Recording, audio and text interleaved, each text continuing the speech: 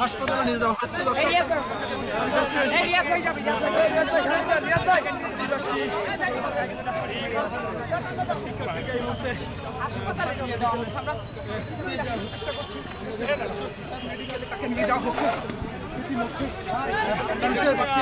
লাঠিচার্জের এক পর্যায়ে কিন্তু আহ্বান স্বরাষ্ট্র মন্ত্রণালয়ে যাচ্ছিলেন আন্দোলনে, তবে পুলিশের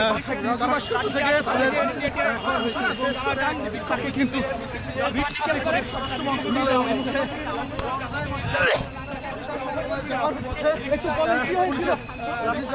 একটু বলবেন। হ্যাঁ, গতকালকের আদিবাসীদের হামলার বিপরীতে আজকে বিক্ষোভ নিয়ে যাচ্ছিলাম। জি ভাই, মোবাইল ঢোকাইতেছেন কেন ভাই? যেই পুলিশ আমাদের উপর 24 আক্রমণ করছে, যেই পুলিশ আমাদের উপর হাসিনার দালাল হয়ে আক্রমণ করছে, সেই পুলিশরা আজকে সেই আন্দোলনকারীদের উপরেই আবার আক্রমণ চালাইছে জিউনুসের দালাল হয়ে। দফায় দফায় লাঠিচার্জ করে।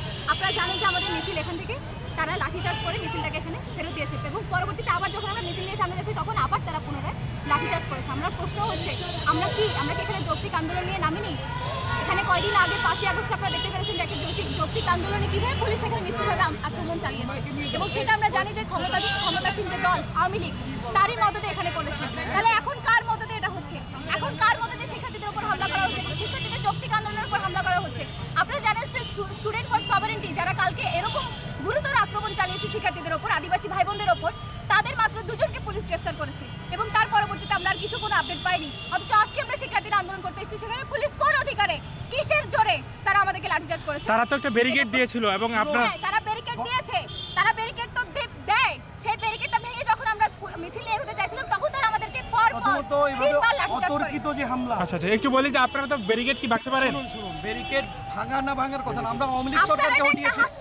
আমরা এই শুনুন, আমরা আওয়ামী লীগ সরকারকে হটিয়েছি ব্যারিকেড ভেঙে। গতকালকে আমাদের বন্ধুদের উপর যে অন্যায় হয়েছে, সেই অন্যায়ের যারা ইন্ধনদাতা ছিল, আমরা তো ধরে নিচ্ছি আজকে রাষ্ট্রীয় বাহিনী সেই ইন্ধনদাতা, একই কর্মকাণ্ড তারা করেছে।